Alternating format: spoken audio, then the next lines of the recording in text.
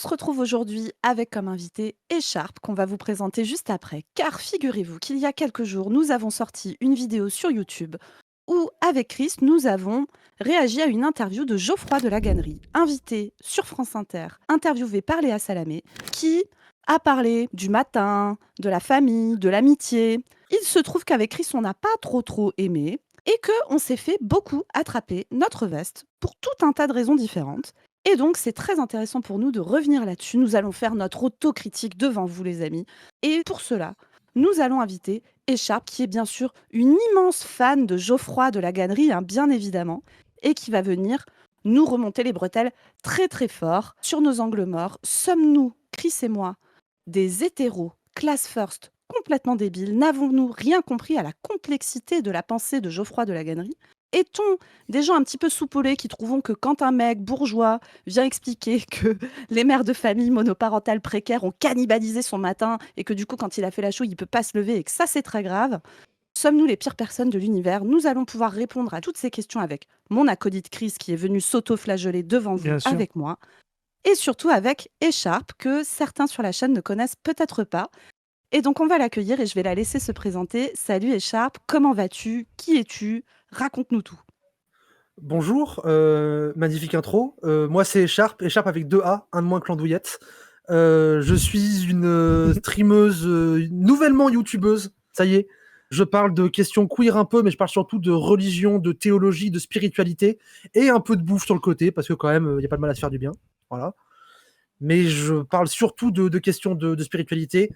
Mais c'est pas pour ça que je suis là. Aujourd'hui, je suis là parce que je suis une personne trans, je suis une femme trans, je viens des milieux queer, je vis dans les milieux queer, je vis par le milieu queer, je chante le milieu queer. Et du coup, je viens vous confronter, vous, les deux hétéros, les deux sales hétérosexuels homophobes, qui n'avaient rien compris au génie de cet homosexuel puissant qu'est Geoffroy. Voilà, Ouais. donc je pense que tout le monde a bien vu la réalité de l'hétéro et de la cisphobie que nous vivons chaque jour avec Chris, hein. Vraiment, c'est très dur pour nous de survivre à ça. Mais écoutez, on va essayer de passer au-delà de toutes ces difficultés. Je me permets d'emblée, les amis, de vous dire que Écharpe donc parle, comme elle vous a dit, de théologie, etc., et notamment de théologie juive, et qu'elle a sorti une vidéo sur sa chaîne extrêmement récemment, dont on vous mettra le lien en description. Je ne peux que vous conseiller d'aller voir cette vidéo, qui tant sur le fond que sur la forme est absolument passionnante. C'est drôle, Ouais, c'est on y top. apprend plein de choses. Ça parle de l'histoire des Juifs de Palestine notamment. Ça parle de comment le sionisme s'est constitué. Bref, allez la voir, vous la trouverez en description. Et là-dessus, eh ben, écoutez, je vous propose qu'on commence. Pour commencer, alors, si vous voulez aller voir la vidéo sur Geoffroy de la Gannerie qu'on a faite avec Chris, vous la trouverez également en description. On va partir du principe ici que vous l'avez vu, du coup, et donc on part tous avec une connaissance de ce qu'on a dit. Probablement qu'on reviendra un peu sur nos propos pendant la CAPS. Mais d'abord, moi, je voulais te demander, Écharpe, en gros, qu'est-ce que tu en as pensé de ce qu'on a dit et quelles sont tes critiques principales? Voilà. Bah, je vous avoue que la vidéo, je l'ai écoutée pendant que je jouais à Minecraft, et j'étais un peu mal à l'aise, parce que j'écoutais ce que disait Geoffroy de la Gannerie. J'étais très énervé. J'écoutais ce que vous disiez. J'étais pas beaucoup moins énervé. Et autant le premier, je m'y attendais, autant le second, ça m'a un peu surpris. C'est que d'habitude, quand j'écoute vos trucs, bon, il y a des fois où ça m'intéresse pas forcément, mais quand ça m'intéresse, je suis plutôt d'accord. Mais là, il y avait des fois où, au-delà de dire des bêtises, au-delà de dire des trucs faux, il y avait des fois où vous compreniez juste pas de quoi ça parlait, d'où il parlait, de pourquoi il disait ces choses-là, sur les questions de rapport aux enfants, sur les questions de famille, sur les questions d'amitié, sur les questions de mettre fin à la hiérarchie entre les différentes relations. Je trouvais que vous n'aviez pas la théorie queer qu'il y a derrière, qu'il a lui-même extrêmement mal comprise, mais que vous n'avez même, j'ai l'impression, pas forcément déjà entendu. Et du coup, on se retrouvait avec mal compris versus pas entendu. En fait, il n'y avait rien de bien qui ressortait. Aïe, aïe, aïe, mais déjà, on a pris trop cher dès le début de la vidéo. Bon, c'est dur pour nous. Mais C'est écoutez, chaud, mais on est voilà, là c'est chaud. pour notre Écoutez, on prend. autocritique. Mm. On encaisse. C'est le travail militant aussi de savoir faire son autocritique. Avant que tu te lances un peu sur, parce que ça va être vraiment intéressant que tu puisses nous développer, Écharpe, justement, en quoi toi tu trouves que dans les paroles de la Gannerie, il y a une récupération, en gros, de certaines théories queer qui sont mal Ouais. digérées et qui sont mal reprises. Nous, c'est vrai que notre angle, en gros, la Gannerie, dans cette interview, il vient présenter un de ses bouquins, qui est un bouquin sur l'amitié. Il propose, on va dire, de dépasser un peu les normes familiales habituelles, la famille hétéropatriarcale, nucléaire, etc. truc avec lequel, enfin, nous, on est parfaitement d'accord. Par contre, nous, la critique qu'on porte, c'est qu'en fait, on trouve qu'il le fait sur un angle, il est très centré sur, son statut social à lui, qui est un mec qui sort, d'une famille riche, qui a, on va dire, une forme, d'abondance matérielle qui lui permet de penser que, bah, tout est une affaire de choix. En fait, on peut choisir d'avoir l'amitié plutôt que la famille et puis c'est terrible. La société est organisée autour des familles et c'est horrible. Alors qu'en réalité, la société, elle est surtout organisée autour du travail, dans la manière capitaliste de l'organiser. En gros, ça, nous, c'était notre take et toi, ce que tu trouves, c'est que nous, on passe complètement à côté de pourquoi la Gannerie se positionne comme ça, parce que nous, en gros, on le positionne surtout sur sa classe sociale, en fait, hein, quand on le critique. Oui. Et toi, tu dis, bah, la différence, c'est que c'est en fait, la Gannerie, dans son rapport à la famille, c'est aussi un mec gay, quoi. Et donc, nous, effectivement, il est possible que Chris et moi, tu vois, on ait un angle mort énorme du fait qu'on soit bah, des hétéros.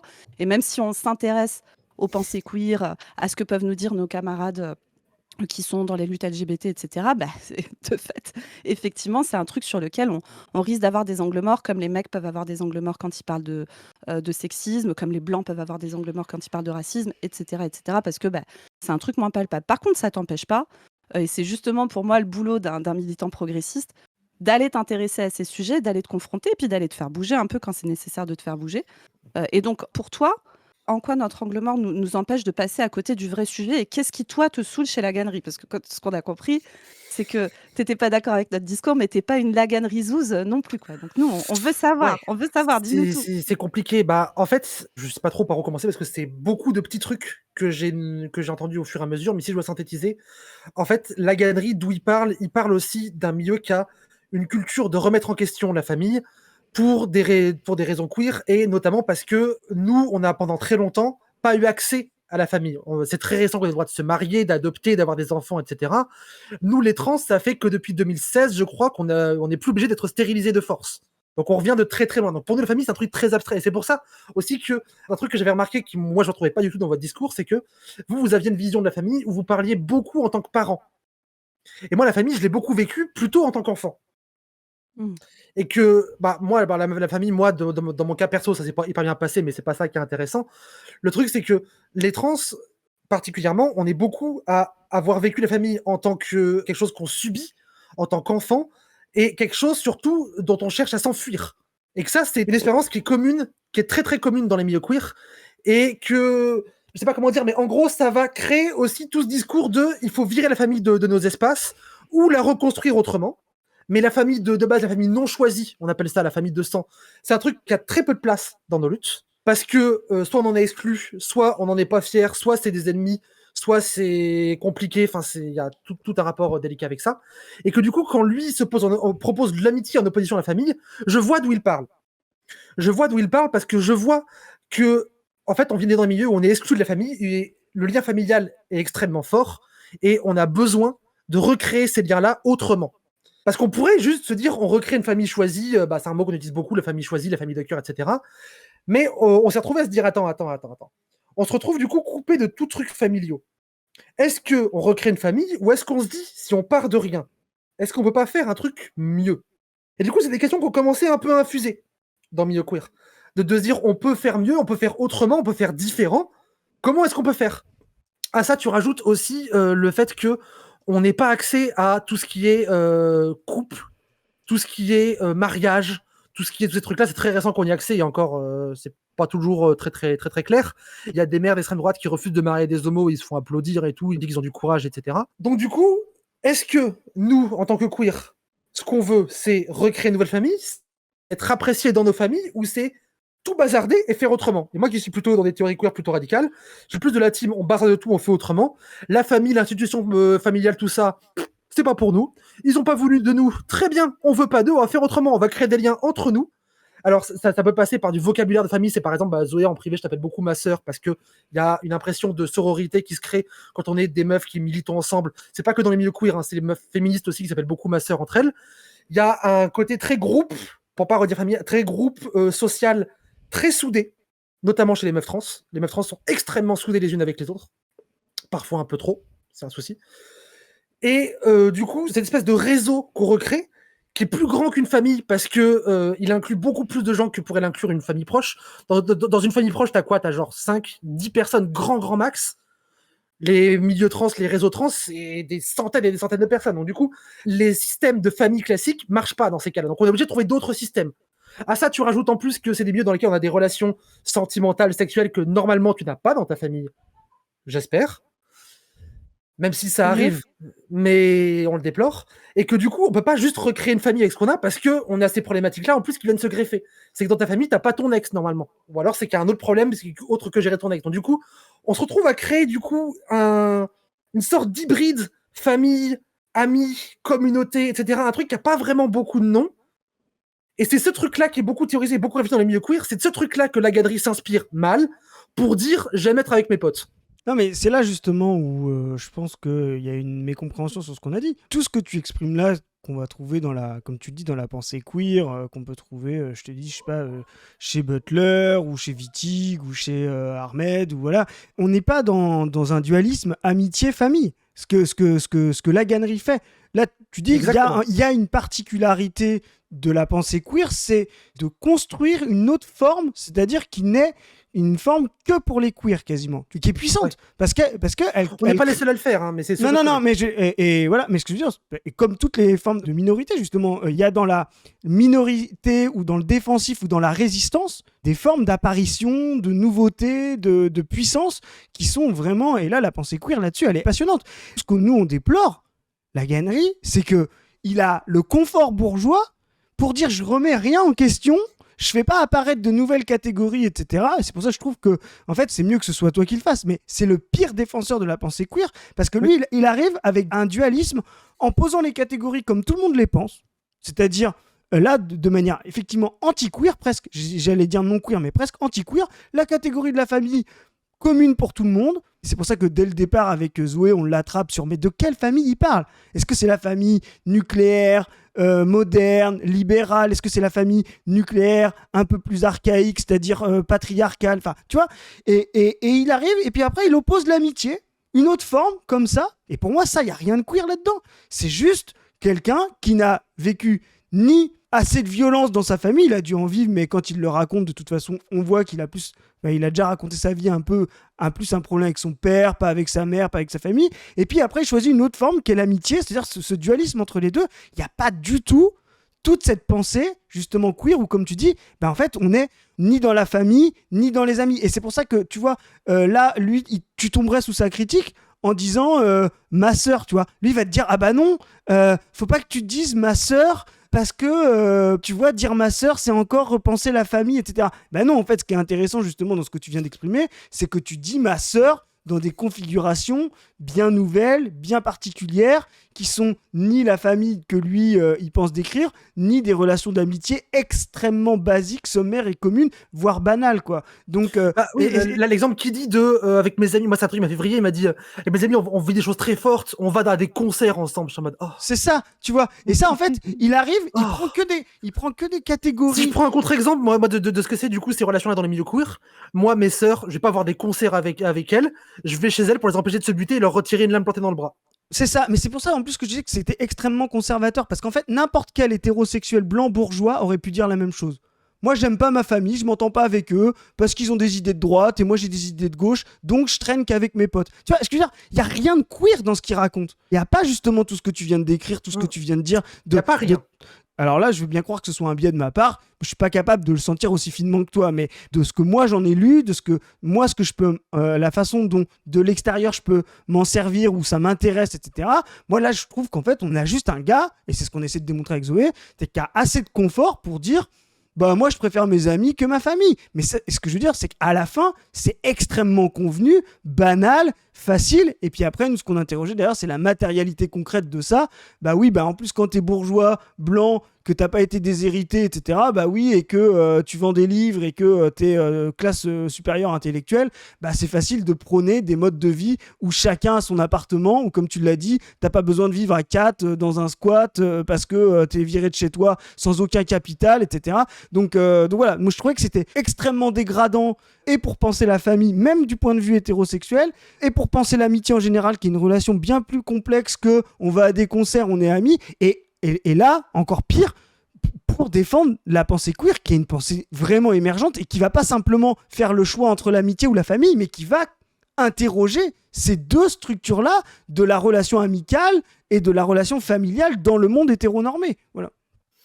Et pas juste les interroger, mais les mélanger pour former une forme de sororité qui est plus forte que ça, parce que là, on parle amitié, famille, mais il y a un grand impensé même dans tout ce que vous avez dit, dans que vous avez réagi, c'est l'amour. Ouais. C'est l'amour et c'est le couple, et vous n'avez pas du tout parlé. Et je trouve que, pour le coup, c'est un peu dommage. Bon, c'est pas grave, hein.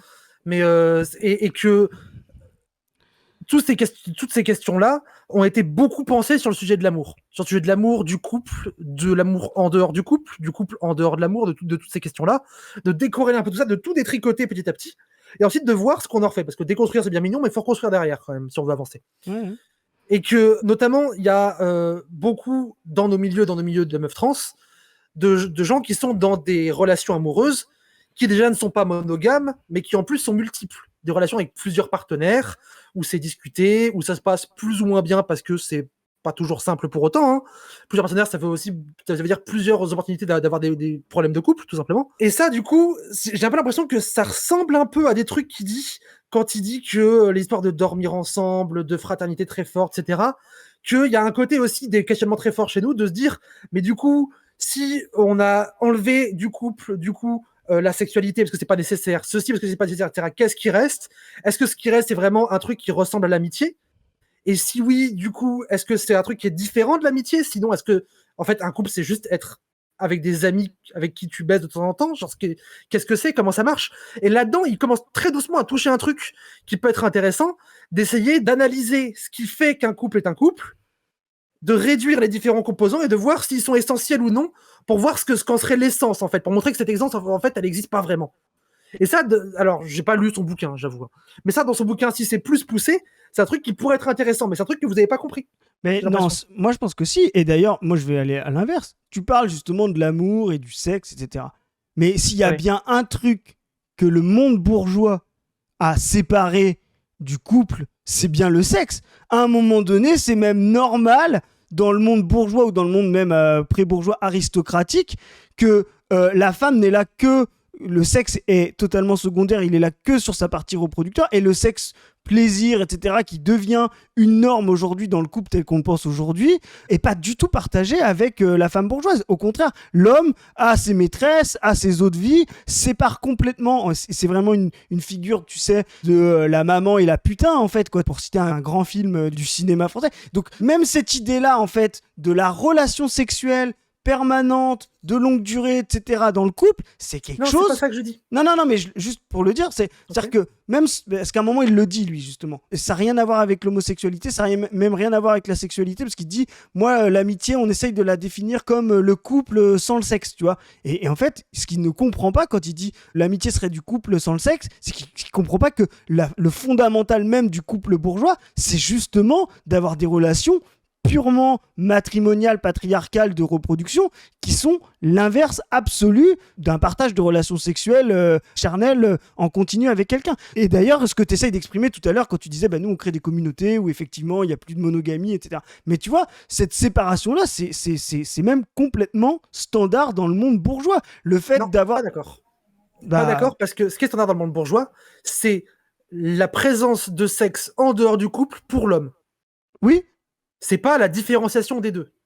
Ah non, mais on est d'accord que c'est centré sur le patriarcat. Mais ce que je veux dire, c'est que c'est pas le fait d'avoir des relations sexuelles n'est pas un critère de normalisation du monde bourgeois. Non, mais c'est pas ça que je dis.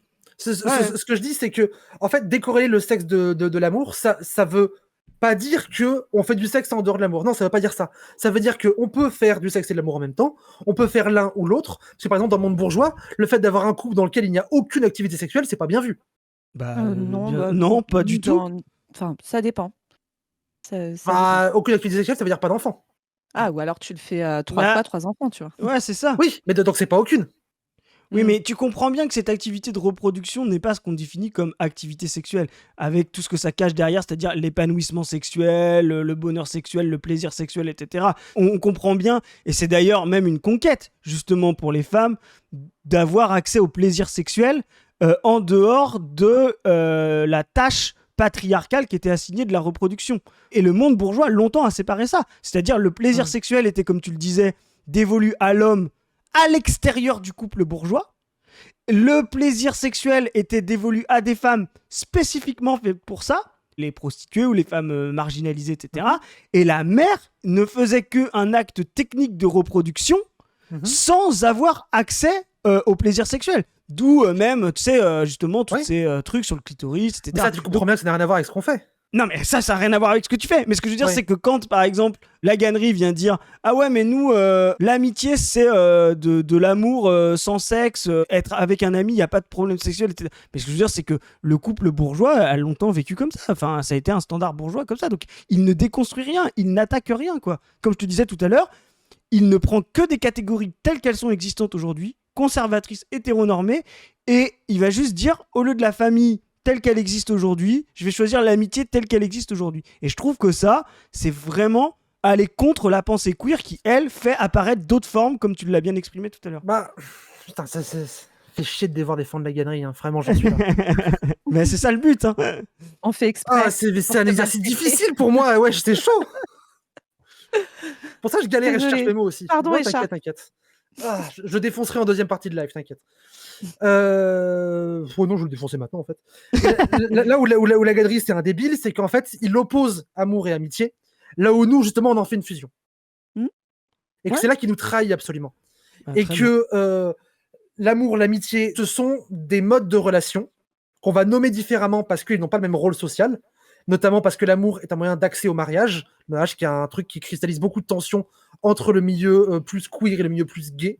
D'ailleurs, parce que du coup, à l'époque du truc du mariage pour tous, il y avait beaucoup de questions de ouais, mais le droit de se marier, est-ce qu'on en veut vraiment? Est-ce qu'on veut vraiment se marier? Est-ce qu'on veut vraiment entrer dans le mariage? Est-ce que c'est vraiment ça qu'on veut en tant que commu queer? Et une grosse partie de la communauté a dit ah si, nous on veut se marier, avoir des enfants, être respectable, un pavillon, 2 enfants,7, un labrador, un kangou, on veut tout ce qu'il faut. Et une grosse partie de mes queer était en mode bah en fait, non, nous on est plutôt censé être genre être des émeutiers, être des radicaux, vouloir tout faire péter à coups de dynamite, rentrer dans le mariage, oui bon quoi. Et du coup, il y a aussi un peu de ça dans ce qu'il dit de son rejet de la famille.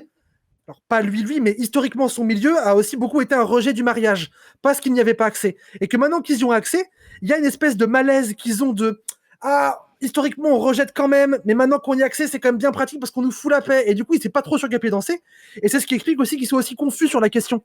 Ouais, après, tu vois, moi, cette discussion-là, moi, ce qui m'interroge, parce que, alors, spoiler, je vous le dis, on n'en a pas fini avec la Gannerie parce qu'il y a plein d'autres sujets sur lesquels ils nous énervent.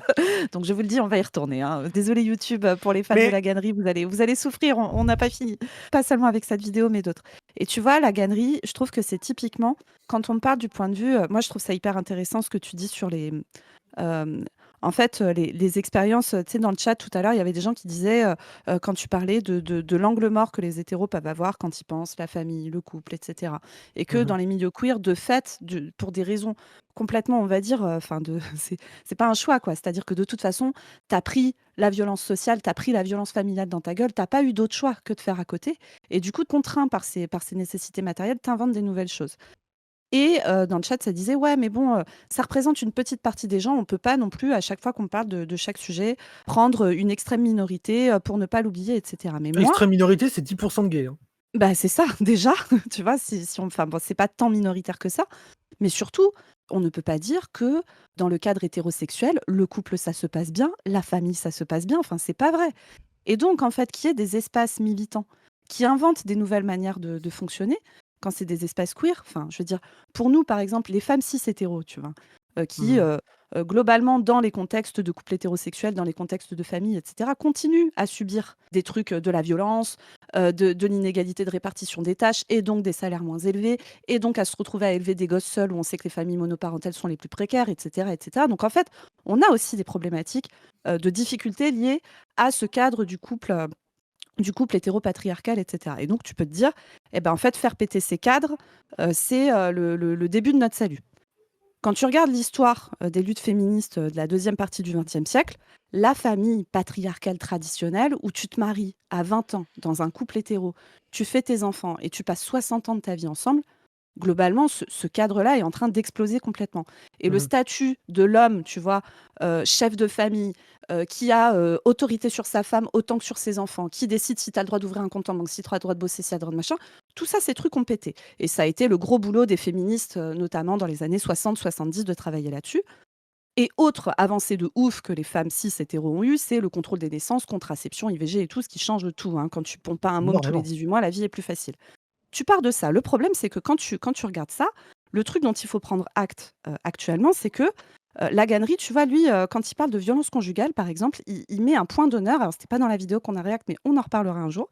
Il met un point d'honneur à dire: «En fait, il faut, c'est intéressant de s'intéresser aux meurtres sur conjoint, des femmes sur les hommes, parce que justement, comme ça, on sort du cadre de la masculinité» et cetera et tu as envie de dire: «Oui, alors, c'est Bon, on peut intéressant s'intéresser, de ça dure pas longtemps, c'est l'avantage, hein. bah, c'est ça, en fait, c'est que du coup, si tu ne conçois pas le fait qu'il y a 6 fois plus de mecs qui butent leurs meufs que de meufs qui butent leurs mecs et que quand les meufs butent leurs mecs, en général, c'est dans des situations, C'est la de défense. légitime défense.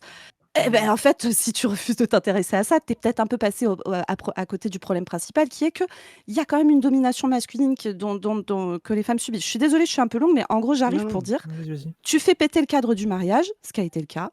Tu fais péter le cadre de la famille hétéropatriarcale où tu restes ensemble toute la vie, ça a été le cas. La Gannery lui présente ça comme voilà, en fait, le problème en soi, c'est le couple, quoi. Ben, en fait, dans les faits, aujourd'hui, tu vois, les femmes cis hétéros, pour un certain nombre de viols conjugaux qu'elles se sont évités par le fait d'avoir fait péter ces structures, elles ont gagné des viols dans le cadre amical, des viols dans le cadre professionnel. Elles se retrouvent à investir leurs gosses à vivre de la précarité, bref.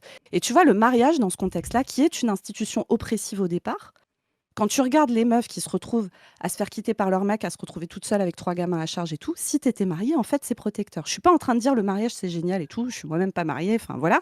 Mais ce que je veux dire, c'est que en fait, tu sais, il y a une espèce de mise en tension compliquée entre des institutions qui sont oppressives au départ, mais en fait, c'est la structure sociale générale qui rend le mariage oppressif. Et parfois, quand tu te retrouves dans ce truc où tu as abattu le patriarcat, mais tu te retrouves dans un espèce de capitalisme masculiniste où la violence masculine n'a pas disparu, la domination masculine n'a pas disparu, même si tu as fait péter le patriarcat historique, eh ben du coup, tu sais, tu es dans cette espèce de mise en tension où juste te dire faire péter les codes, si tu as rien à proposer derrière et justement ce dont toi tu parlais, c'est-à-dire pas seulement déconstruire des trucs, mais construire des nouvelles manières de penser, nouvelles manières de penser la famille, d'élever les enfants, et cetera. Tu vois, les expériences de parentalité queer, où, il y a, plein de gens différents qui sont autour de l'enfant et pas que, Oh, ça, on peut en les parler un peu si géniteurs, tu et veux. cetera.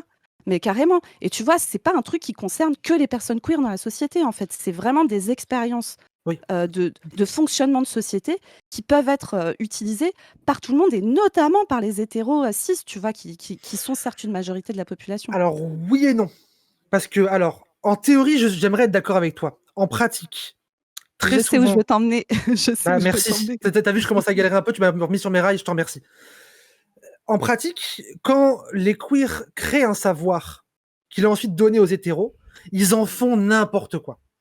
Ils en font n'importe quoi et alors, ils en font n'importe quoi. Ensuite, ils le trahissent et ils en font des trucs marchands. Ensuite, ils le tordent pour correspondre à leurs intérêts et pas aux nôtres.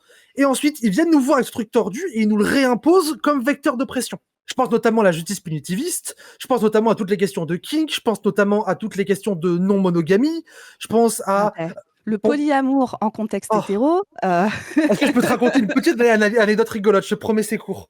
Quand moi j'ai tu vois, commencé à c'est être... pas la libération pour les meufs en général, hein, le polyamour dans le contexte, hétéro-cis, hein, c'est Quand moi j'ai clairement, hein. commencé à être dans les trucs de polyamour, parce que c'est quelque chose que je pratique moi personnellement au quotidien, j'avais besoin de me renseigner.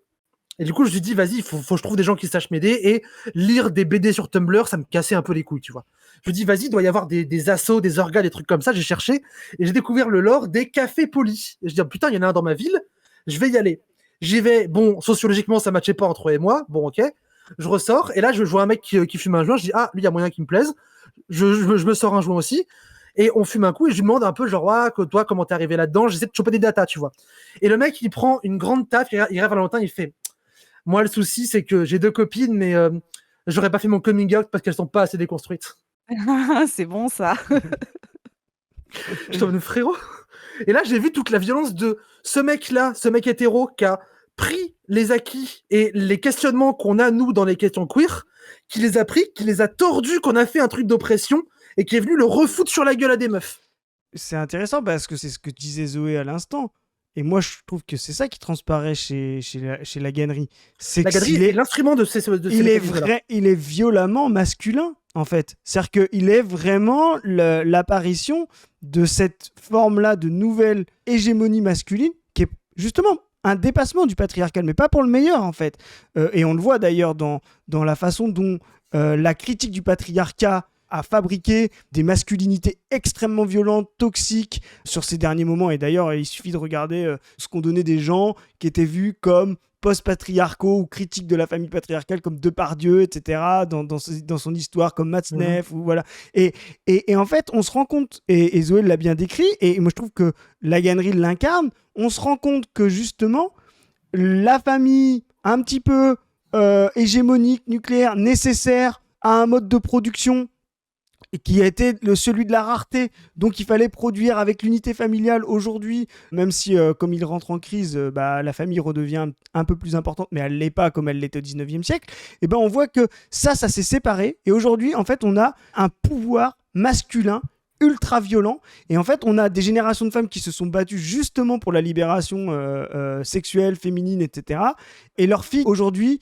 qui font MeToo, quoi. Et en fait on se rend compte que le dépassement d'une forme de société extrêmement clérosée, centrée sur un couple, que je trouve, Laganerie ne définit jamais. C'est-à-dire, il parle de famille, moi je dis, mais je demande à quiconque... Pour sa défense, définir sur France Inter, c'est quand même compliqué. Non, dans son livre c'est pareil, c'est la même... Moi j'ai lu tous les livres de Laganerie. Donc, pourquoi tu fais ça ? Parce que il y a une époque où tu lis que les livres de tes amis et ensuite tu lis que les livres de tes ennemis. Je sais pas, fais une balade, va faire un pique-nique. Je rigole. Mais mais moi ça m'intéresse. Mais il ne définit jamais ces concepts. Et ce concept-là est soit mal défini et en fait il parle, comme on dit, d'une structure familiale qui est en voie de disparition. Voilà.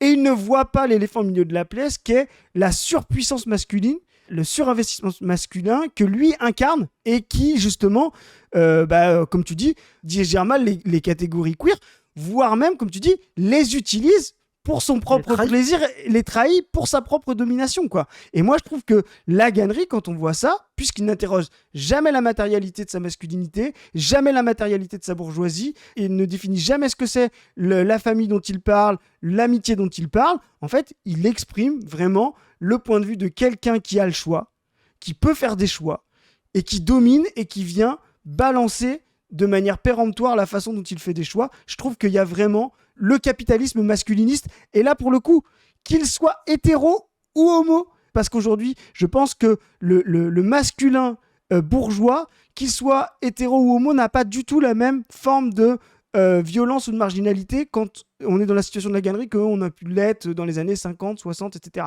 Ce qui n'est absolument pas réductible au monde queer que toi tu as défini, quoi. Et je trouve que par exemple, faire de Laganerie un queer, c'est trahir le mouvement queer, quoi. Voilà. Non, c'est pas très le mouvement queer parce Chris que... Queersplain et Sharp, hein. Attends, et Laganerie, attention. Hein. C'est pas très le mouvement queer parce qu'en fait, tu te rends pas compte que ça, c'est des questionnements qui font aussi l'identité du mouvement queer. Le mouvement queer a toujours été divisé. Je sais pas si tu connais un peu l'histoire de Stonewall, de ce qu'on appelle la première Pride. Stonewall, au départ, était avant tout une émeute. La Pride que vous voyez aujourd'hui, c'est la commémoration d'une émeute de un bar dont j'ai oublié le nom parce que j'ai très nul pour retenir les noms propres, qui servait aussi de planque à des meufs trans un peu toxicos, surtout putes, qui se planquaient là pour se protéger un peu, un bar un peu mafieux. Enfin, c'est tout ce monde-là qui s'est fait dézinguer par les flics. Et Stonewall était donc une révolte, une émeute, et ça s'est tapé dessus, en gros. Retenez que ça s'est tapé dessus. Mais très vite, même quelques années après, il y a commencé à avoir une grosse division entre, d'un côté, les gays, blancs, un peu propres sur eux, un peu bons, etc., qui étaient très contents que du coup, ça ait servi pour choper quelques droits et qu'on en fait une technoparade. Et en soi, je les comprends. Moi, juste, je chope 3 droits, je suis très heureux, j'ai envie de faire la fête, je les comprends. Et de l'autre côté, les meufs trans, beaucoup noires, séropositives, travailleuses du sexe, etc. Et j'aurais dû le prévoir. Il y a quelque part sur YouTube un extrait discours de Marsha P. Johnson, donc une des meufs à l'origine justement de ça, qui, sur une Pride quelques années après, monte sur un char, alors qu'il n'était pas invité, chope un micro, et commence à hurler, on voit en plus physiquement, on n'avait pas bien, les ravagés par le VIH, enfin c'est terrible, commence à hurler à la foule: nous étions frères, vous m'avez trahi. Qu'est-ce que vous avez jeté toutes mes sœurs dans le caniveau et vous dansez dessus. I've been trying to get up here all day for your gay brothers and your gay sisters in jail. They're writing me every motherfucking week. and ask for your help. And you all don't do a goddamn thing for them. Donc c'est une opposition qui est pas récente. Et ça fait partie du mouvement queer. Et moi, je suis même persuadé que cette opposition et ces tensions, c'est aussi ce qui nous fait avancer. Donc non, Oui. la galerie, il nous trahit pas en faisant ça. Il perpétue toujours le même truc. Mais en fait, ça, vous pouvez pas le savoir si vous n'avez pas toutes les datas du truc. Ouais, mais c'est là où je suis pas d'accord. Là, je vais Ah. être vraiment pas d'accord parce que pour moi, Ok. ce que tu décris, c'est le mouvement de chaque fois qu'il y a un sujet révolutionnaire qui transforme la société. Au départ, Ouais. il est homogène, solidaire et soudé, etc. Et l'exemple de Stono, il est vraiment intéressant pour ça. Et quand il conquiert des droits, comme tu l'as dit, il se détache en haut de celui-ci, il commence à s'hétérogénéiser et fabriquer à l'intérieur de celui-là une nouvelle dialectique, une nouvelle séparation des dominants et des dominés à l'intérieur d'un sujet qui était autrefois seulement dominé. Et ça, c'est pas simplement pour... parce que moi, je considère le sujet queer comme un sujet révolutionnaire. C'est la même chose pour le sujet féminin, c'est la même chose pour le prolétariat. En transformant la société et en y admettant ses droits, il commence à s'hétérogénéiser et certains, à l'intérieur, commencent à en obtenir plus que d'autres. Et là, il y a des nouveaux conflits. Et moi, je pense que là, on ne peut plus penser ce sujet-là comme on le pensait avant, c'est-à-dire comme un sujet homogène, unique, etc. Il faut penser les oppressions entre ces sujets. Et comme par exemple, je te dis, on pourrait le faire pour le prolétariat. On peut dire quelle oppression il y a des prolétaires les plus riches, cadres supérieurs, etc., les plus intégrés par rapport aux prolétaires les plus On bas. peut même aller Et- plus loin. La question des juifs en France suite à l'édit de Crémieux. Oui, exactement. Exactement. Et c'est là où on va peut-être tomber d'accord, mais moi je suis pas d'accord pour dire non, en fait, il y a encore une homogénéité queer entre la gannerie et d'autres. Moi je pense que ces sujets se sont séparés. Voilà. Et aujourd'hui, certains ont rejoint, on va dire, un nouvel ordre face à d'autres. Ça peut être des dominants-dominés, etc. Mais ils vont être bien plus dominants et dominateurs que ce qu'ils avaient pu être dans la conquête quand ils étaient un sujet homogène révolutionnaire. Et là, moi, je trouve que la gannerie, petit à petit, commence à être cette partie ultra dominante, violente, récupératrice, Ça, je suis d'accord. qui profite sans rien rendre, etc. Et c'est ce que nous, on a essayé de montrer avec, effectivement, notre point de vue qui est limité. Et toi, tu peux le montrer bien mieux que nous, quoi.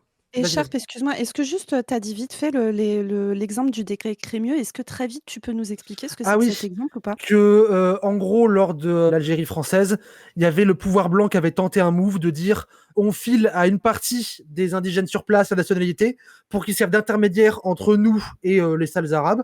Et que, du coup, à la fois, on a un intermédiaire, donc du coup, nous, on se salit plus les mains. Puis en même temps, ça les divisera. Ils ont tenté avec les Berbères, ça n'a pas marché. Pardon, avec les Kabyles, ça n'a pas marché. ouais. Mais Et ils ont tenté avec les Juifs et ça a un peu plus pris, a fait la nationalité française aux Juifs en échange d'un lien intermédiaire. Et c'est à partir beaucoup, pas que, mais beaucoup de ce moment-là, en France, qu'on a eu le discours juif versus arabe.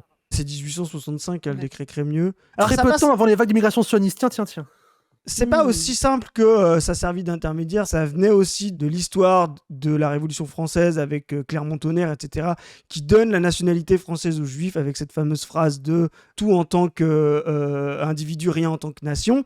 Et donc Crémieux, qui est conservateur, mais qui est l'héritier de ça, vient dire dans la continuité de la Révolution française, on fait ça, mais effectivement, il y a en même temps le code de l'indigénat. Et donc on a séparé en fait les indigènes, parce que les Juifs étaient là depuis le XIVe siècle, d'ailleurs chassés par les royaumes chrétiens antisémites, Notamment on peut pas- espagnol. voilà, espagnols et français, hein. C'est pour ça qu'on les a retrouvés, etc. Et donc on a séparé, on a refait en fait des Français avec les Juifs, voilà, et ça a effectivement créé une forme de hiérarchie entre les anciens indigènes et les nouveaux Français qui étaient des anciens indigènes. Mais ça, C'est pas tout à fait la le même chose. l'oppresseur C'est qui- pas qui vieille comme c'est- le monde, la division pour. Enfin, Ouais, les mais syndicats jaunes, il y avait de ça aussi. C'est pas ce que je voulais.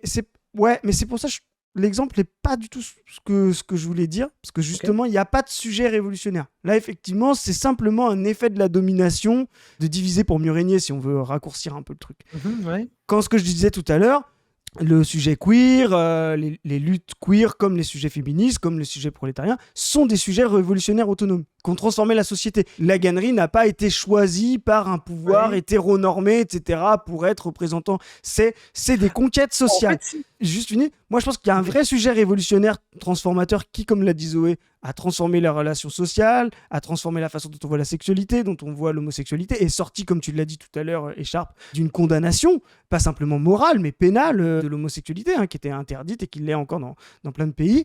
Et ça, c'est vraiment révolutionnaire. Il y a un vrai sujet. Il a fallu des combats. Par exemple, on pourrait comparer ça aussi aux Noirs américains, par exemple, qui se sont battus contre les droits civiques et qui ont créé aujourd'hui des stratifications avec ce qu'on appelle une black bourgeoisie. Si vous pouvez lire, c'est un très grand livre, Black Bourgeoisie, etc., qui ont justement créé ces formes de nouvelles hiérarchies et donc d'antagonisme au sein d'un ancien sujet. Et moi, je pense que la gannerie est devenue une forme de dominant anciennement dominé. Et il profite de cette ancienne domination pour asseoir une nouvelle domination. Et c'est un peu ça, parce que quand tu dis il n'a pas été choisi et tout, bah écoute, moi sur Léa Salamé à la matinale, j'entends Geoffroy de la Gannerie, j'entends pas Écharpe, tu vois.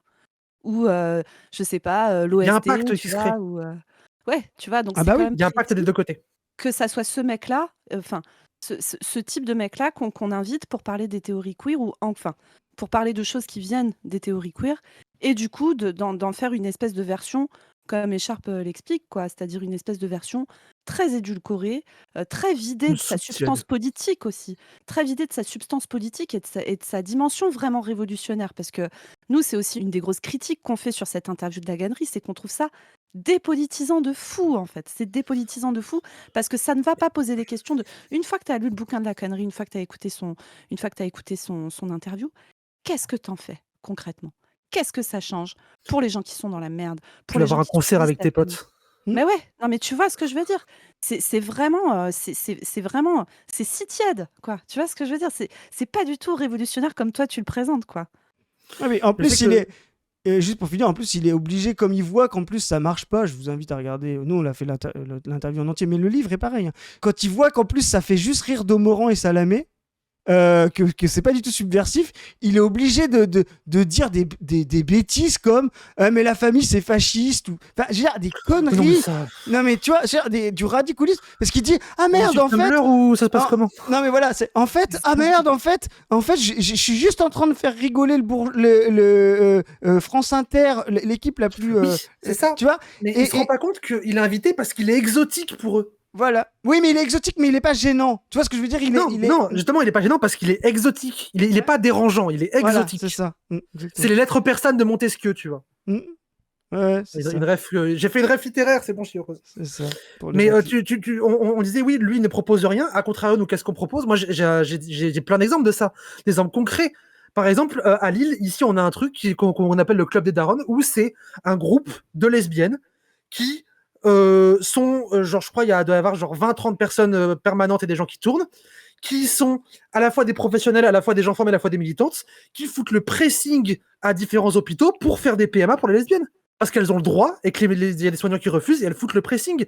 Et du coup, bah, au départ, c'était pour ça, sauf qu'ensuite, du coup, c'est créé un groupe de suivi et un groupe de parole pour femmes lesbiennes et femmes célibataires enceintes, parce que c'est quand même pas simple à vivre. Puis ensuite, du coup, en continuité de ça, c'est créé des groupes, du coup, où elles se passent les gosses les unes les autres pour les garder parce que c'est quand même pas très simple le début de maternité. Je pense que ça, Zoé le sait mieux que nous, mais le début de maternité, oui, bon. Mais des fois, ça a l'air un peu fatigant quand même. Genre, les congés payés, ce serait bien. Bah, je fais une évidemment, passe hein. D à Zoé, mais justement, là, c'est tout le problème de son livre et de sa fausse critique, pour moi, qui est une non-critique, qui est une fausse critique, c'est qu'il parle de la famille sans jamais penser la parentalité, quoi. Sans jamais penser les enfants. Or, en fait, il n'y a pas de famille sans cette notion-là. C'est-à-dire, justement, ce qu'il ne comprend pas, c'est que c'est pas le sexe, la monogamie, etc. Ce qui fait famille communautaire à un moment donné, nucléaire, etc., c'est justement cette nécessité de produire et reproduire les générations. Quand tu as choisi l'amitié et de ne pas penser la parentalité, même le pouvoir de l'adulte sur l'enfant, la propriété, moi je trouve qu'on l'a dit dans la vidéo, c'est la violence la plus absolue, la propriété des parents, et en plus maintenant des parents restreints, même pas des adultes, mais des parents restreints génétiques sur les enfants qui donnent des trucs ultra violents, genre je choisis l'éducation, je choisis comment... Enfin, c'est très très violent aujourd'hui ce qu'on a dans les familles modernes. Et ben, quand tu évacues ça, et alors que, comme tu l'as dit, c'est pas du tout les théories queer, justement, de penser justement l'enfant élevé par une communauté, par plusieurs mamans, par plusieurs papas ou par plusieurs papas. Enfin, tu vois. Et lui, il évacue ça, il dit moi, ça m'intéresse pas. Et il vient en disant oh, et puis en plus, moi, j'ai perdu des amis parce qu'ils s'occupaient d'enfants. Et en fait, ce qu'on voit bien dans sa critique, c'est qu'il ne veut pas penser ce sujet-là. Et en fait, on ne pense pas la famille, les modes familiaux, la transformation de la famille, si on ne pense pas justement ce rapport à l'enfant. Ce qui est le premier truc que tu as dit, Écharpe, qui est passionnant, c'est de dire, mais moi, mon premier rapport à la famille, c'est pas un rapport de parent que moi je pourrais avoir à la rigueur, mais c'est un rapport d'enfant. Et bah oui, comment on pense les enfants? Et bah La Gannerie évacue ça, donc il passe complètement à côté des questions familiales, des questions de transformation de la famille, de savoir comment elle pourrait être progressiste, comment elle pourrait être révolutionnaire. Il fait juste que le choix de je sais pas, le passe-temps bourgeois d'être avec ses amis et d'aller à des concerts ou à des soirées ou à des, je sais pas, des vernissages ou des cocktails, quoi. Force de lui, ça a l'air chouette, hein. Ça a l'air bien, ouais. Ça a l'air plus chouette que la vie d'une meuf qui se retrouve en cloque, toute seule, précaire. Oui, effectivement, oui. Et tu vois, moi, quand tu parles, Écharpe, du club des darons, mais forcément, je pense que toutes les meufs qui se sont retrouvées, les meufs cis qui se sont retrouvées à devoir gérer une entrée dans la parentalité dans les conditions qu'on subit actuellement. C'est-à-dire ta famille, même si c'est des connards, en fait, en général, c'est les seuls qui t'aident dans ces contextes-là. Parce que tu vois, c'est une vraie question. Et toi, justement, le truc dont tu parles, c'est justement de porter assistance, affection, amour, entourage et aussi aide logistique. Tu vois, franchement, quand Oui. tu es en cloque de 8 mois et demi, c'est cool d'avoir des potes qui te font de la bouffe. C'est cool d'avoir des gens qui te font les courses. Ah oui. Quand ton bébé, il tète toutes les 2 heures la nuit, c'est cool d'avoir des gens qui te font du ménage. C'est cool d'avoir des gens autour de toi qui se sont déjà occupés de bébé, qui te conseillent, qui te disent bah, écoute, fais plutôt comme ça, plutôt comme ça. Et ça, c'est tellement plus révolutionnaire et humaniste, tu vois, de Quand t'es à penser 8 des mois clubs des en darons. août, parce que c'est Bah déjà ouais. arrivé quand t'as 8 mois en août que ta clim tombe en panne, t'es content d'avoir une bouche chauffagiste. Bah Ah oui. exactement, tu vois? Mais évidemment. Et ça, c'est vachement plus révolutionnaire que d'arriver chez France Inter en disant ouais, franchement, quand on a des enfants, ça fait perdre du tissu social, hein. Moi d'ailleurs, tous mes potes qui ont des enfants, je les vois plus, hein. Enfin, tu vois, Mais ça, c'est un truc que tellement. Salamé, elle comprendra jamais, parce que même si elle est en cloque, elle peut payer des gens pour le faire. Mais bien Bien sûr, sûr. c'est ce qu'on dit dans toute la vidéo. Donc, elle Quels comprendra sont pas. le fait qu'on ne puisse plus continuer de tisser des liens amicaux extérieurs quand on a des enfants n'est pas un problème simplement familial, c'est un problème matériel. Ce n'est pas le cas pour les femmes de la bourgeoisie. Et là-dessus, nous, on a cité, je le cite et je le recite, le livre de Sarah Faris sur le fémonationalisme. Elle montre justement comment une économie politique de la famille occidentale a permis justement, par la sous-traitance et par tout un dispositif international, impérialiste, etc., de fabriquer une économie politique de la maternité au profit des femmes blanches de classe sociale supérieure, ce dont ne peuvent pas profiter les femmes de classe sociale inférieure. Et donc, cette incapacité... Quand vous voyez une Amélie Oudéa-Castéra qui fait une interview, moi, j'étais avec ma compagne, on lit ça, elle fait une interview. Zoé, hein, tu connais, ma compagne. Elle fait une interview, Amélie Oudéa-Castéra. De Amélie Oudéa-Castéra depuis, Voilà. depuis qu'elle existe publiquement, hein. Sororité avec la ma... chef de son hate club. Sororité avec ma compagne. Et donc, on la voit et elle dit, moi j'ai 4 enfants, j'écris un livre, je suis ministre, j'ai le temps d'avoir des cocktails, des passions, des machins, etc. Et le premier truc qui vient, c'est, mais comment elle fait? Mais comment elle Pour fait? moi, ça, c'est le motif de licenciement, c'est que tu bosses Tiens, pas en tant que ministre. Non mais voilà, mais comment elle fait? Mais en fait, tu te rends compte que, ben oui, quand t'es riche, quand t'es machin, ça n'est pas un problème. Tu gardes des tissus sociaux quand t'as des enfants, etc. Ce sont des conditions matérielles. Et Parce effectivement... que toutes les tâches peuvent être déléguées. Exactement. Et le problème, justement, de la famille pour les gens populaires, c'est qu'elle est encore archaïque par rapport à d'autres. C'est qu'elle est une unité de production. Et que tu fais le choix de cette unité de production, ben justement, parce que tu ne disposes pas et de solidarité, on va dire les aides familiales, le salaire qui pourrait être affilié à la personne, le revenu universel, etc., le maintien de salaire des femmes pendant qu'elles sont en congé maternité ou congé parental, tout ça disparaît pour plein de gens, sauf pour certains privilégiés. Et le fait de devoir choisir entre s'occuper de ses enfants ou garder des amis est un choix contraint, matériel, dû à une forme de rapports sociaux dont la Gannerie ne parle jamais. C'est comme s'il disait, bah, chacun fait ses choix, et il y en a, bah, ils ont fait le choix de ne pas avoir d'amis parce qu'ils ont fait le choix d'avoir des enfants. Mais personne ne fait ce choix-là.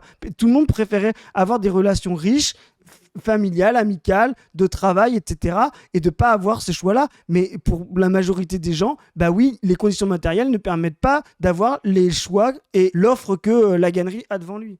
Mais Et je me permets, vas-y. excuse Écharpe, je te lance sur un truc, Non, t'as parce raison, que t'as raison. là, tu vois, dans le côté, l'angle mort de la gannerie sur les enfants, là, on a beaucoup parlé de sa position de classe, en fait, tu vois?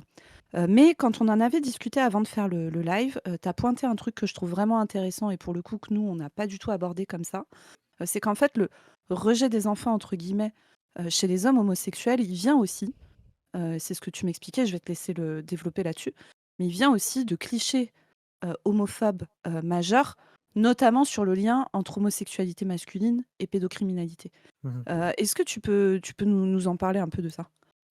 Bah, la question des enfants, c'est peut-être le truc qui est le plus utilisé dans les paniques morales homophobes, transphobes, et cetera. On a vu je ne sais combien de vidéos de psychodéliques qui parlent de ça, des drag queens dans les écoles, c'est toujours dans les écoles que c'est un problème. Une drag queen dans une bibliothèque, on s'en bat un peu les couilles. Dans une centrale de traitement de l'eau, bon, oui d'accord, mais dans une école, c'est un problème. Pourquoi? Parce que il y a une idée que les gays, les trans, les queers, les drags, tout ça, pour eux, c'est un peu pareil de toute façon, seraient attirés par les enfants pour les corrompre parce que, étant donné que c'est une perversion de l'esprit, qu'on ne peut pas être gay parce qu'on le veut ou parce qu'on est heureux, on est forcément manipulé et si un homme en plus, un homme quand même, un homme dans la société, un homme quand même tombe là-dedans, c'est qu'il s'est fait avoir quand il était gosse et quand il était fragile. Il y a beaucoup cette idée-là. Du coup, justement, cette tentative de respectabilité des hommes gays, il y a eu aussi une tentative de quitter les milieux où il y avait des enfants pour se rendre respectable, de dire regardez, il n'y a pas d'enfants autour de nous, il n'y a pas de danger. Il y a eu beaucoup ça. Alors, j'ai pas d'exemple de bouquin là à vous donner si vous voulez creuser le sujet, mais je rappelle que j'avais écouté une conférence une fois d'un sociologue qui disait que le nombre de couples gays qui non seulement ne voulaient pas d'enfants, mais ne voulaient pas garder les enfants des autres parce qu'ils voulaient pas être vus avec des enfants, était quand même assez important. Et que s'ils étaient vus avec des enfants, deux hommes qui se tiennent la main avec un enfant, à l'époque où l'adoption n'était pas autorisée, hein, bien sûr, ça a créé des suspicions de pourquoi il y a deux mecs ensemble, pourquoi il y a deux PD qui ont un gosse. Est-ce qu'ils l'ont volé? Est-ce qu'ils l'ont violé? Qu'est-ce qu'ils lui ont fait? Et du coup, il y a eu cette strate de, à la fois pour se protéger individuellement et dans la strate de respectabilité, de on part de là où il y a des gosses, genre, par exemple, dans les milieux gays, il n'y a pas énormément de professions en lien avec les enfants qui sont représentées. Ça, c'est un truc, je peux pas sur grand chose d'autre que mon sentiment empirique, j'en ai vraiment pas croisé beaucoup. Et quand la gannerie, du coup, il est dans son truc de détester les enfants, et plus que détester, quand il en parle, il y a une répulsion, une réactance, c'est en mode ah, loin, je veux pas. Ça lui fait un peu peur, tu vois, j'ai l'impression. Tout ce qui a trait aux enfants, même les parents, etc. Si dans son cercle proche, les gens ont des enfants, il est en mode ah non, loin. Ça vient aussi de là. Ça vient aussi de là. Alors, je pense pas qu'il le théorise entièrement comme ça, mais dans nos milieux se sont structurés en opposition avec le fait d'avoir des enfants, aussi là-dessus. Parce que y a eu ça, parce qu'il y a aussi que, vu qu'on est dans un milieu avec beaucoup de types de relations assez libres, et des gens qui ont des différences d'âge énormes, il y a parfois des problèmes. Je sais que moi, j'ai eu des soucis, par exemple, quand je suis arrivé dans le milieu gay, où j'avais 17 ans et demi, et où j'ai trouvé un mec gay, un mentor, parce que du coup, vu que tu recrées une famille, tu as aussi une figure paternelle quand tu essaies de recréer, etc. Un mentor qui avait, je crois, genre 40-45 ans, qui avait connu toutes les histoires d'Act Up et qui me racontait tous les trucs, j'avais des étoiles dans les yeux, il me racontait les luttes Act Up, etc. C'était incroyable. Mais du coup, ça fait une relation qui est extrêmement dangereuse pour moi à ce moment-là. Du coup, si déjà de base on a des soucis là-dessus, je ne suis pas en train de dire les gays sont des pédos, c'est absolument pas ce que je suis en train de dire. Je suis en train de dire que dans un milieu aussi précaire, aussi marginalisé, où tu as besoin de tisser des liens avec tout le monde, dans lequel il y a des gens de toutes sociologies différentes, parce que les gays, ça peut être toute sociologie, hein, ça peut venir n'importe où, n'importe Oui, quelle bien sociologie, sûr. paf, tu peux devenir trans. C'est très transclasse comme origine. Bah, du coup, les gens se mélangent et ont la culture de beaucoup se mélanger malgré leurs différences, et aussi malgré leurs différences d'âge, et quand il y a des relations qui viennent, du coup, ça crée des discussions. Ça crée des angoisses, et vu qu'en plus, il y a la présomption de culpabilité, de pédocriminalité derrière, il y a un rapport très tendu à l'âge et aux jeunes. Et je pense que c'est Ouais, aussi de ça que vient Ouais, la vie de la gannerie. après, il y bien a quand sûr. même Alors je me permets immédiatement de rappeler que, des mecs très âgés qui sortent avec des meufs très jeunes, dans les milieux hétéros, on n'a pas de problème à en trouver non plus. Ah oui, la différence, Très c'est que chez nous, c'est un problème. Bah oui, mais en fait, tu vois, c'est ça que je trouve, tellement précis. C'est que, tu sais, la pédocriminalité, on la pointe, alors en fait, qu'il y ait des personnes homosexuelles qui soient pédocriminelles, oui, évidemment. Il y a Bien des sûr. pédocriminels partout dans la société. Donc il y en a aussi, chez des personnes homosexuelles, mais c'est quand même une dinguerie, tu vois, quand tu connais la prévalence de la violence sexuelle subie par les enfants, 10 à 20 dans la famille. En grande partie, les auteurs, c'est les pères, les cousins, les machins, les trucs. c'est de bons hétéros, bons pères de famille sous tout rapport, tu vois? Et puis ces relations, tu sais, de vulnérabilité un petit peu par rapport à des personnes, plus adultes. Je citais Matzneff, tu vois? Benoît Jacquot récemment et cetera. Enfin, on en a plein d'exemples. Mais moi, tu vois, ce que tu me dis là-dessus, je vois donc moi, je suis médecin de campagne, hein, pour ceux qui ne savent pas et je vois aussi comment l'homophobie et le manque de communauté, d'attache communautaire, met aussi les jeunes garçons gays en «danger» entre guillemets par rapport à des hommes plus âgés. Tu vois, ça m'est arrivé de diagnostiquer des syphilis à des jeunes hommes, très jeunes, tu vois? Ouais. 15-16 ans. Donc la syphilis, pour info, c'est une infection sexuellement transmissible qui se soigne relativement bien si elle est détectée à un stade précoce, qui peut être très emmerdante, si elle n'est pas détectée, tout de suite. Et qui est, voilà, qui est une infection qui est relativement fréquente en France, quand même et donc moi, j'ai diagnostiqué ça à des jeunes garçons très jeunes et en fait, je comprends qu'ils découvrent leur homosexualité. Ils sont dans un milieu rural. T'as pas de bar gay, tu pas, tu vois, d'asso et cetera et donc en fait, la découverte de la sexualité, elle se fait seule, sans pouvoir en parler à tes parents, sans pouvoir en parler à tes potes et tu vas sur des applis et tu as des mecs, tu vois, moi, le gamin me raconte, tu vois, des mecs de 40 ans qui te donnent rendez-vous sur des parkings de Quick et tu as des relations comme ça et pas forcément protégées et puis, toi, tu as 15 ans, tu vois? Donc en fait, tu pas et comme tu as pas d'espace où tu peux avoir, tout un discours de réduction des risques et cetera, en fait, tu es vachement plus en danger et donc moi, je pense pas tu vois? C'est ce qui permet de montrer comment, en fait, c'est pas une histoire de perversion de je sais pas quoi, tu vois? C'est une histoire de comment, pour moi, hein, l'homophobie de la société mais enfin, va faciliter, des relations qui peuvent être des relations où il y a de la domination, de la violence et cetera, tout autant que dans des cadres hétéros, d'ailleurs, hein. Et après pour revenir à ce que tu disais sur les enfants, ce côté très «je déteste les enfants» et tout, il y a probablement une part de ce que tu as expliqué, mais moi je peux pas m'empêcher de me dire, moi c'est aussi des discours que je retrouve chez des hétéros aujourd'hui, tu vois? Mmh. Ce truc de, tu sais, les espaces child free. On veut des restos Mmh. sans enfants, des centres de vacances sans enfants, des trains sans enfants, tu sais, trouver ça horrible qu'il y ait un enfant qui pleure dans le train. Heu, alors oui, bon, OK, ça fait du bruit, mais je trouve qu'il y a vraiment un truc, heu, peut-être tu vois, des structures mentales que de créer aussi des sociétés capitalistes très individualistes et cetera et je trouve qu'il y a quelque chose aussi de l'ordre du validisme aussi, tu sais, de pas supporter qu'il y ait des êtres humains qui existent à côté de toi et qui soient pas pile poil bien avec des corps qui se tiennent, qui font pas de bruit, qui ont pas de mouvements un Il y a un peu, rapport au corps et au inhabituels. mouvement, oui, ça je suis d'accord avec Ouais, toi. Très tu vois? Il y juste. a vraiment un truc comme ça aussi et ça, c'est D'accord pas avec du toi. tout propre à des mecs gays et il y a plein de personnes hétéros qui tiennent ces discours aussi, tu vois? Donc je pense qu'il y a un peu aussi de ça, Je dis pas que c'est que de parce qu'il est gay, mais quand il arrive l du coup, quand tu arrives avec ce background gay, que tu arrives ah mais dans bien sûr. ce truc de respectabilité et que du coup, tu peux choper ça en plus pour être vraiment tranquille, tu prends. Mmh.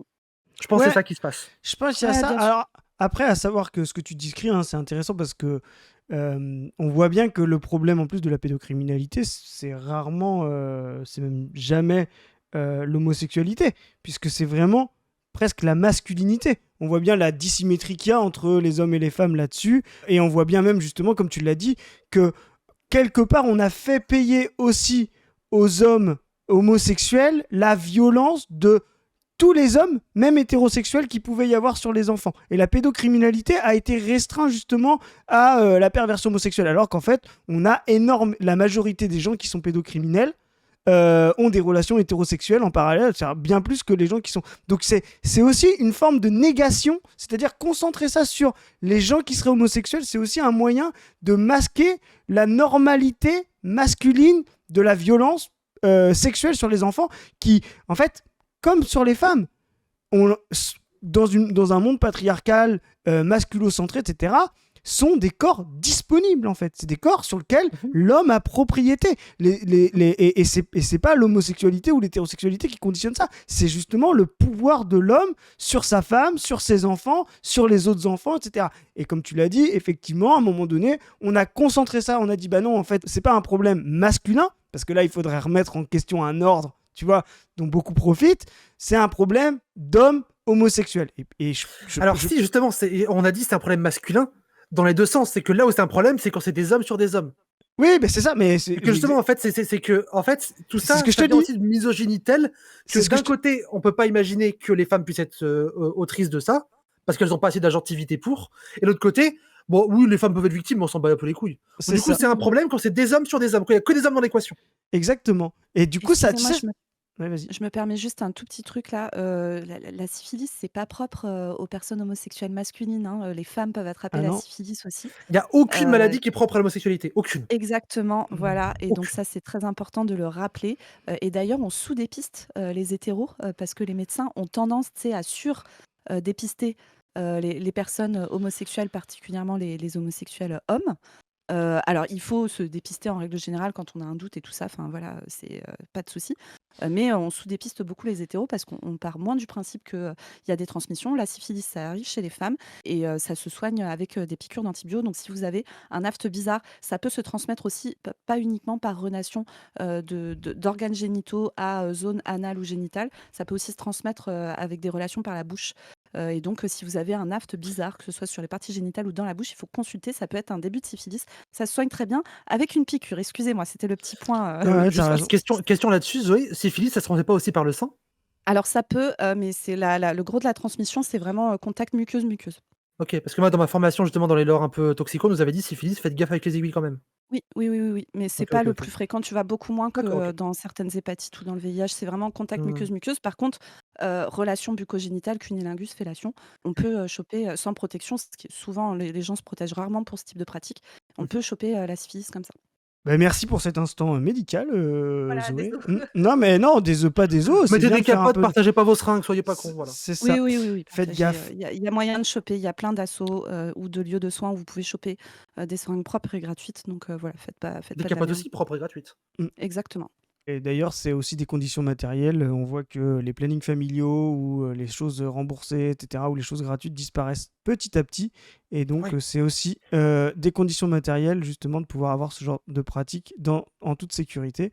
Mais Chris, on Euh, peut se lancer sur les conditions matérielles, justement. Sur ah, les je- questions de. Eh bah tiens, je finis juste, je rebondis sur la passe D de Zoé, justement sur ce monde séparé des enfants.